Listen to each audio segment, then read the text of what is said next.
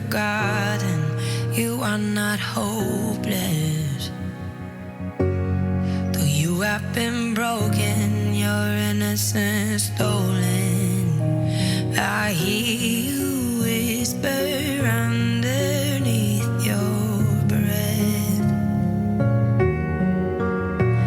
I hear your SOS, your SOS.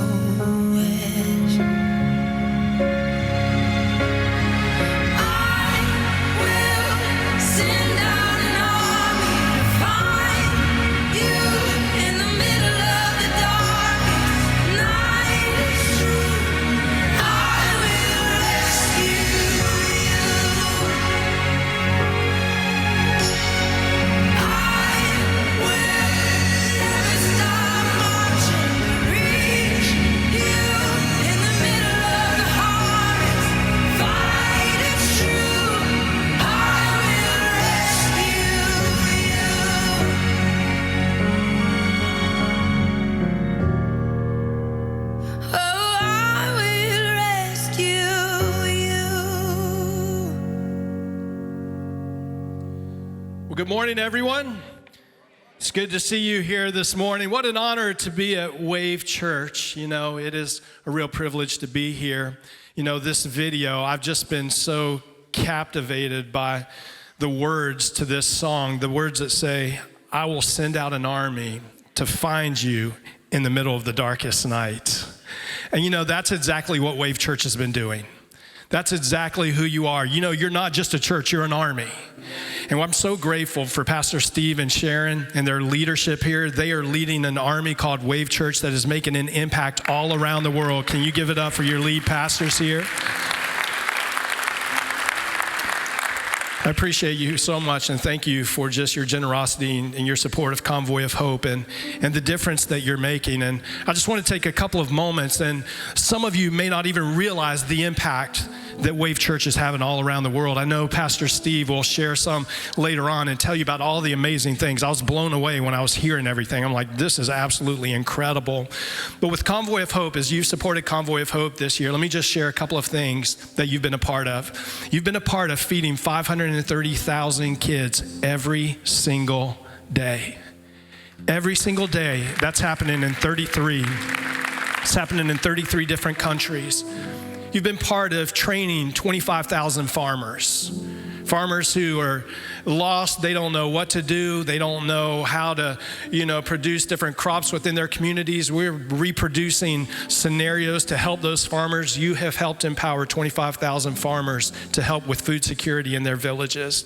You've empowered almost 35,000 women and girls in 18 different countries as you've helped sow seed capital in so that they can make a difference in their community. You've helped respond to 79 disasters globally. You've responded, you may not have even realized, you responded to Maui in the wildfires. You've responded to the hurricanes. You've responded to floods. And I remember pastoring. I pastored for 30 years, and people would always come up and say, Pastor Ed, what are we doing about the hurricane? What are we doing about this and the different disasters? And because we were supporting Convoy, I always had the confidence of saying, you're already there. In Wave Church, you're already there. You're already there. You're making a difference. When the crisis happened in the Middle East, just back on October 7th, within 10 days, you were already there in the Middle East making a difference. So thank you so much for your amazing generosity and all that you're doing. You should be proud of yourself and what God is doing through you as a church. I want to talk to you a little bit this morning about how to turn compassion into action. You know, when we talk about compassion really lies at the center of who we are as followers of Jesus. It's not just like something we do, it's who we are. It's just part of our identity as followers of Christ. You know, have you ever heard people say, well, I'm just one of those people, my family's been grumpy and, my dad's grumpy and my grandpa's grumpy and I'm just a grumpy person. No. As followers of Jesus, we're not grumpy. Come on now, I'm one of those preachers. You amen, I'll preach it a little bit better. Come on.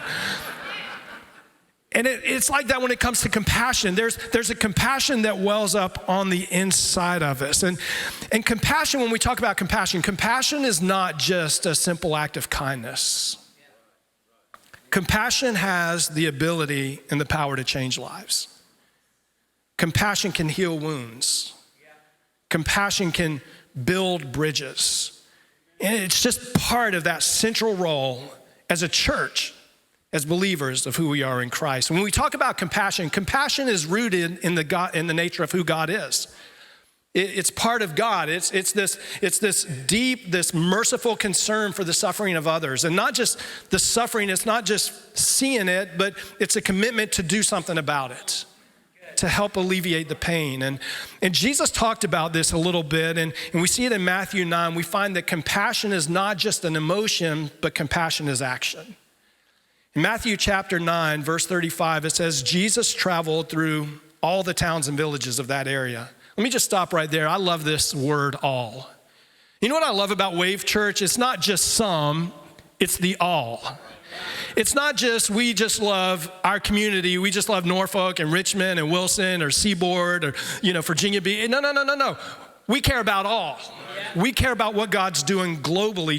Jesus traveled through all the towns and villages of that area, teaching in the synagogues and announcing the good news about the kingdom. And he healed every kind of disease and illness. And when he saw the crowds, he had compassion on them because they were confused and helpless, like sheep without a shepherd. I want to talk to you about three things that compassion does. Here's the first thing. Compassion sees the need. Compassion sees the need. It was back in 1984. Many of you, we're kind of going into Christmas time right now. Have you guys heard the song, Do They Know It's Christmas? Have you heard that song? It's one of the, it's like one of the Billboard type top songs at Christmas every year for the past few decades. It was written in 1984 and performed in 1984 by a group called Band-Aid. And it was in response to the famine that was taking place in Ethiopia, where 7.7 million people were being affected. There was crazy starvation. And so the song was written about that. Fast forward 6 months later, for those of you, I'm aging myself out here a little bit, but if you remember back in 1985, or maybe some of you have just read about it, but there was a big concert called Live Aid. And the whole world came together. Remember that? The biggest bands, all the biggest people. And it was all in this benefit concert for 7.7 million people. There was like this global attention on what was taking place in Africa. 7.7 million people starving with no food. But right now, we're in a race for hope. And the clock's ticking. And the realities are grim. The images are haunting of parched land, skeletal herds, and sunken faces. And the needs are honestly, they just feel overwhelming. Because today in Africa right now, Africa is experiencing one of the greatest hunger crises that the world has seen in 50 years. 50 years. 23 million people, and nobody sees it. Nobody sees it. I looked on my news feed again. I look almost every morning looking to see if I can find something about Africa. 23 million people, extreme food scarcity, food insecurity. Nobody's talking about it. Nobody sees it. Nothing being said about it. No songs being written. No concerts happening, no concerts, no headlines. We're reading more about Taylor Swift and Travis Kelce every day. Anybody just exhausted with that right now? Come on. Can anybody else just say with me, I don't care. I don't care. It's like we've been programmed. We see all these things and the things that aren't even important, while people over here, 23 million people, we're more enamored with what's happening on the weekend and who's at what football game than 23 million people. Then moms that are looking at kids and they're trying to figure out today, which child do I feed? That's what's happening in Africa right now. But here's the good news. In the midst of all of that, hope is on the horizon. Hope is on the horizon. In the last 6 months, our founder, Hal Donaldson, God has put it on his heart. It's amazing to see just what's beginning to take place. But God spoke to him about doing something in this area of Africa. We already feed thousands and thousands of kids, but we wanted to make a difference. And we just felt like now was the time for us to do something significant as people are waiting in Africa. And this past year, I want to tell you just about an amazing story. There's one particular refugee camp that is outside this West African capital city. It's actually home to thousands of people that have been displaced. And as you can imagine, with a refugee camp, there's a lack of water, food, electricity. The resources are scarce. There's a lot of disease that's just rampant throughout this particular community. Because of the lack of education over the last few years, this one particular organization came in and wanted to do something about the education. And so they came in and they built a school to help the kids. But how many of you know it doesn't do any good to build a school and help kids in education if they don't have food? Because they can't come to school because they can't concentrate. And so they were finding that a school that was equipped to handle hundreds and hundreds of kids only had a handful of kids because the kids could only come for about an hour a day. This past year, earlier in this year, the Convoy of Hope trucks began rolling in. And now, when we rolled in with those trucks, I mean, if you could just imagine, I wish I had some pictures of the trucks rolling in and 400 kids running out to meet these trucks. 400 students as they are screaming out, "Merci, merci, thank you, thank you, thank you for the food." The teachers were visibly moved as they wept and cried because now they know that the kids would be able to not only have an education, but would have the sustainability in their bodies. They would be able to eat, to be able to have the food, to be able to endure the journey that was ahead of them. The teachers wept, and even the security guards that escorted the Convoy of Hope trucks that came into the community, the security guards were moved, and the security guards were off to the side, and they were weeping, and they said this, as tears ran down their faces, they said, "We have never seen anyone care for the people in this camp in this way." Hope. Hope makes all the difference in the world. Compassion. But if you would, just for a moment, as you see these 400 kids that come running to the truck and the trucks open up and the food is there. I mean, what an amazing picture. And it brings just like this feeling to us. And it's incredible. But if we stop and we just pan in our mind's eye, if we just pan the camera around just a little bit, you're going to see a fence that surrounds this school. And outside of the fence, you're going to see hundreds of kids that are just standing and waiting. They're waiting. They're waiting to get in. And they're wondering, does anybody see me? Does anyone see me? You see, compassion sees the need. Compassion feels the need. It says that Jesus was moved with compassion. Jesus felt a deep sense of empathy. He felt this profound emotional reaction. You see, compassion is a bridge that connects us together. It connects us. It's not, when we talk about compassion, it's not a feeling of like us versus them. A few months ago, I went to Nicaragua with a few guys, and we were going and meeting with our team there in Nicaragua. We have, like 1,200 kids feeding programs that are there in Nicaragua. And so we're down there, and we went to this one particular school. And when we got in that school, they had these seats for us, and we went and sat in the seats, and there's several hundred kids that are in the room, and they're doing their like Bible stories, and they're, the kids are jumping around and they're playing. I mean, it looked all very normal, and the kids are doing rise and shine and give God the glory. You guys, but they were doing it in Spanish. And so if you've ever been in those moments, it was like a really awkward thing because I don't speak Spanish. But I grew up in Miami. And everybody's like, how did you grow up in Miami and not learn to speak Spanish? Well, I learned all the bad words. Like I can cuss somebody out in Spanish, let me just tell you. But I didn't, like that was it. But so I'm like, but it all looked very normal. And then all of a sudden it was 12 o'clock and this lady came running out. And she said, it's happy hour, it's happy hour. I'm like, whoa, what kind of school is this? Like Convoy's not paying for all that. And I realized that happy hour was the 1 hour of the day that they would eat the only meal that they would get. happy hour.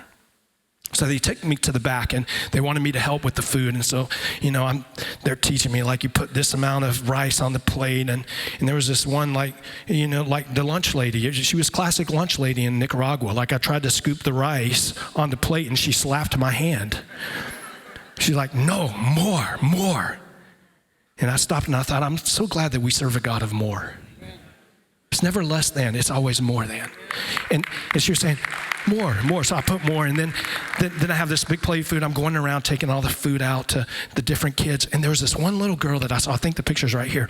There's this one little girl that I saw. Is that picture up there? And this little girl caught my eye, and here's why. Because when I saw her, she's like the same age as my granddaughter. And here's what I thought to myself. Here's a little girl that is almost the age, 5 or 6 years old, like my little granddaughter. This is her one meal for the day. My little granddaughter, when she goes out to eat now, I'm like, her name's Revie. I'm like, hey, Revie, what do you want? She's like, I'm kind of feeling some calamari. Like, who are you? You know what I mean? Like, what is wrong with you? You know what I mean? But here's the thing that I thought. This is somebody's little granddaughter. This is somebody's little girl. Compassion is a bridge, because here's what I'm thinking to myself, but for the grace of God. I've been so blessed to be where I am, to have what I have, to be able to do the things that I do. And here's this little girl just enjoying happy hour. And I don't know if you can see it, but I want you to look in her eyes. Look in her eyes just for a moment, and I want you to see if you see the same thing. Hope. I see hope.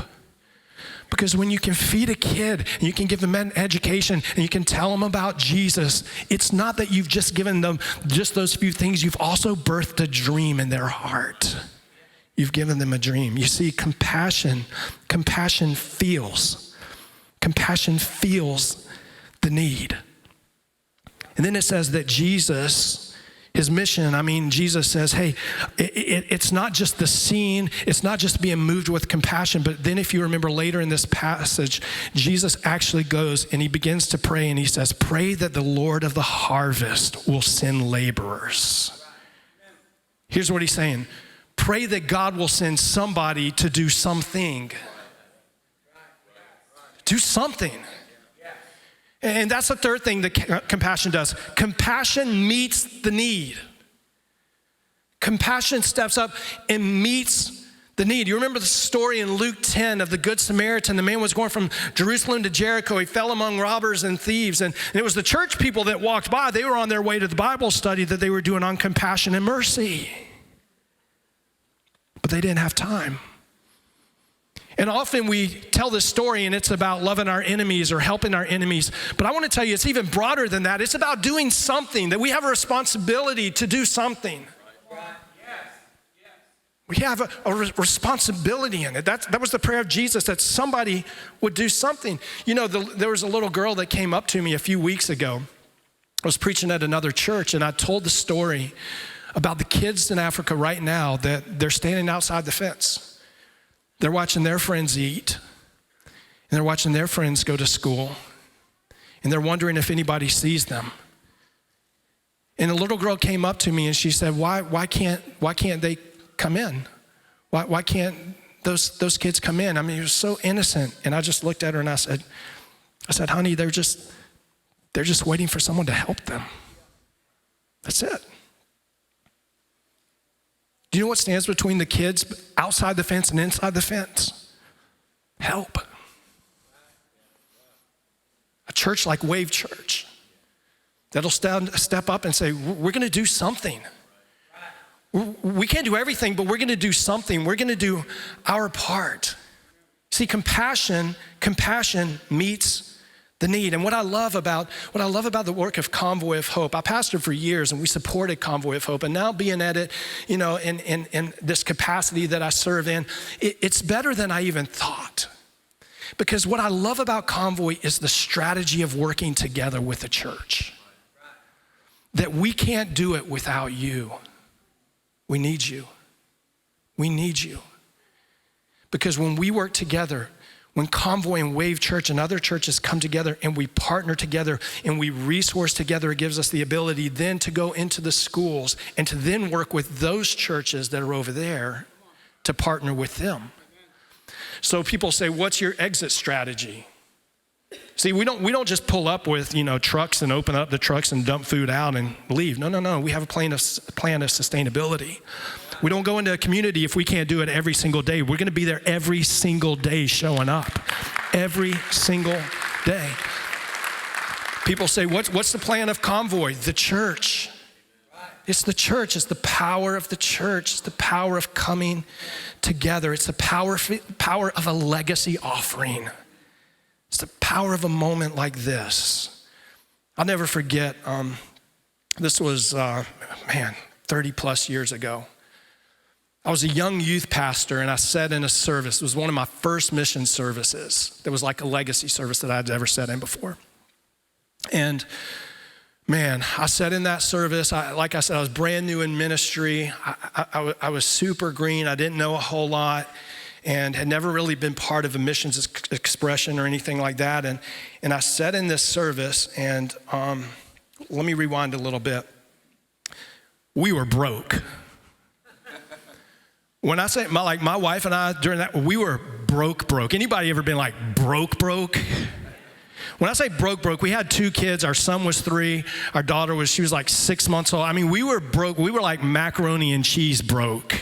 Like we were that broke. We hardly had anything, but we didn't want people to know. And we weren't just broke. We had one of those cars.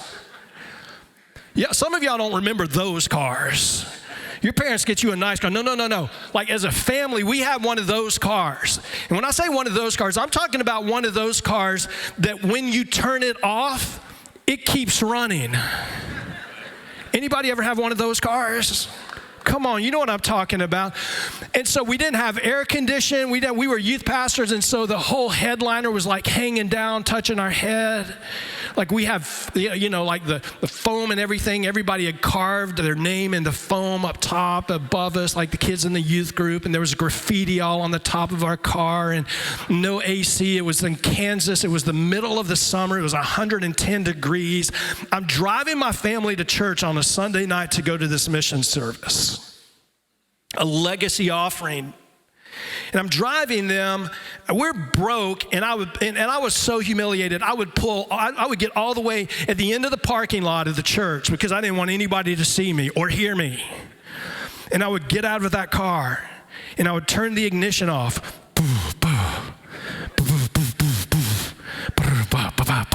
It was mocking me. That car was mocking me. And the whole time it's going, and I'm taking my son out of his car seat, and I've got him by his little 3-year-old little hand. My wife's got the baby, and we're walking down to, going to church. And the whole time we're walking, that car's in the background.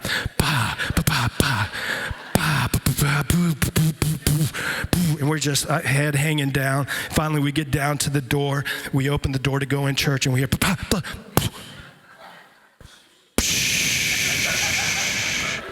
smoke would pour out of the hood. I was like, man, I got to put water in that radiator. I was just humiliated. I walked in that night. There was a service similar to this. It was our annual missions giving. I'd never been a part of it before. And I sat on the front row. And I listened. I can't even remember who the missionary was or who spoke or something like that, because I remember getting to the end, and all of a sudden we got to the end and there was a challenge to give in the offering. My wife and I had saved $1,000 for a new car. Does that tell you about the kind of car we had? We had $1,000 to go get a new car, a used car. We had saved it. $1,000 in my checking account, and I'm sitting there, and the Lord spoke to me and said, Ed, I want you to give $1,000. And I had the immediate thing that I thought was, get behind me, Satan.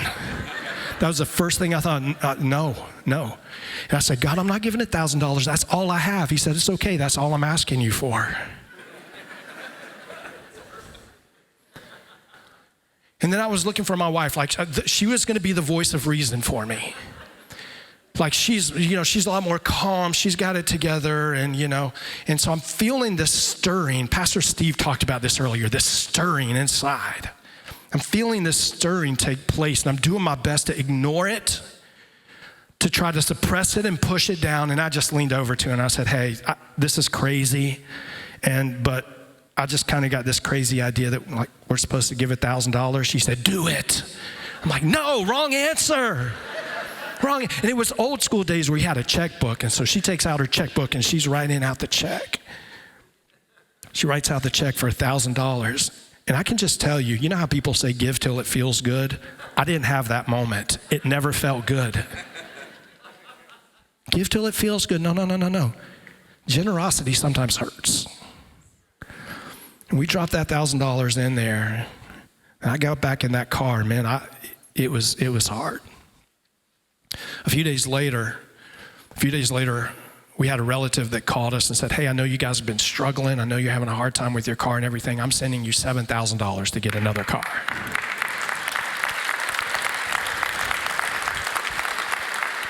And that's amazing. I love that part of the story, but here's the bigger part of the story. What happened in that moment did something in my life that would spark inside of me for decades to come. Something happened in that moment. There was a generosity gene that kicked in gear inside of me that was birthed from the Spirit, that then just every opportunity that I could begin to find, I began to find places to be generous. Now, I'm just telling you, over the years now, I've given hundreds of thousands of dollars. I live completely debt-free. I have no debt whatsoever. Zero. You say, well, man, you're a good financial money man. No. I wish I could say I was good at all that. You want me to tell you what it is? It's just responding to the stirring of the Holy Spirit, and when he speaks to you to do whatever he says. Because I've learned and I've been convinced that if you'll take care of the things that are important to God, he'll take care of the things that are important to you. He'll take care of those things. And today you have an amazing opportunity in this legacy offering to make a difference, to do something significant. For some of you sitting here, and I get it, maybe you're in a place that I was years ago. You're like, man, this is hard. Some of you have the wherewithal, the ability to do maybe way more than what you even planned to do. Respond to the stirring. Respond to the stirring. For Convoy of Hope, I can tell you right now that when you respond, those kids are going to come inside the fence. Not just by the hundreds, but by the thousands. They're going to come inside the fence. And you're going to make an impact because of the compassion that you have, because you see them, and because you feel it, and because you chose to do something about it. I want to take you to the Mathare Valley. I'm getting ready to be here in Africa in just a couple of months, to one of the places that we're working in Africa right now that's one of the most destitute, one of the most poverty-stricken, food insecure places in Africa. But I want you to see what the power of hope and the power of compassion can do. Watch this.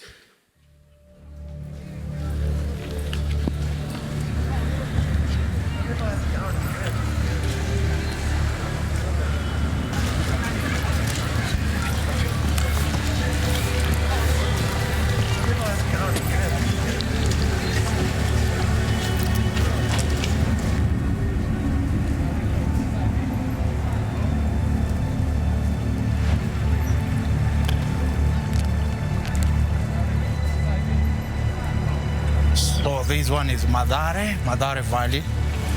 Mathare Valley is home of the poor. Mathare has more than 500,000 children. Their parents have no income or source of money, so they are being left home, not going to school. Maybe their parents are bedridden, maybe they are affected with the HIV. The kids who their parents are drug addicts. Those are poor of the poorer. I need to do something for those kids. I want to change my community holistically. May God help me to be a lamp to make a change, because I just believe that change starts with us.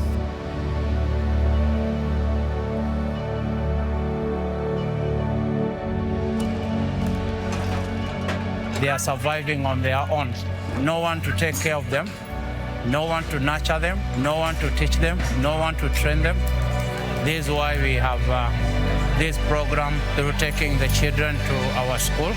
We become father to them, counselor, guidance, and their protector. The school has already grown and was getting broken down. That time we could not even now provide food. We didn't have anybody to support us. You cannot teach a person with an empty stomach because they cannot concentrate. So now when the Convoy of Hope came in, it was like a dream. We have fruits, we have porridge, we have lunch, and also tomorrow they will come because they know that in school there is food, and when they stay at home there is no food. Convoy of Hope is like a petrol being put in a car. They are energizing me every day. But we need to do more because in Mathare, food alone could not give them a brighter future.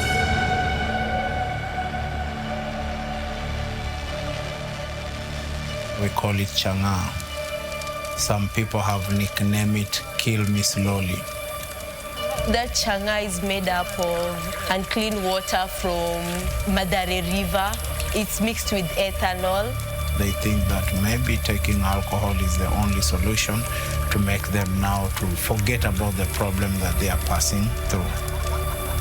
I grew when my father was drinking. It has been his habit when he's drunk, he come at home, he starts abusing us, he starts screaming like a mad person. I think it was affecting his brain.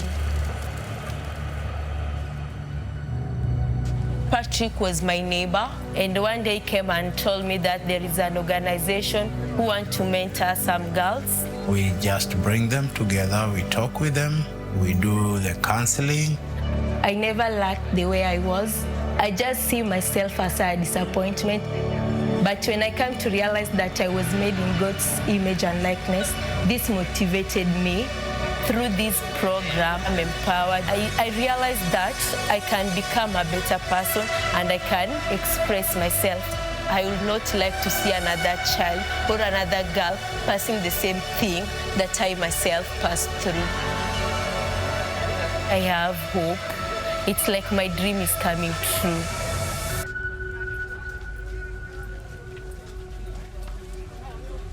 Out of thousands, millions of people here in Kenya, they knew that God has called us to come and be his vessels. Through these kids, I know that we were chosen out of many to present the kingdom of God.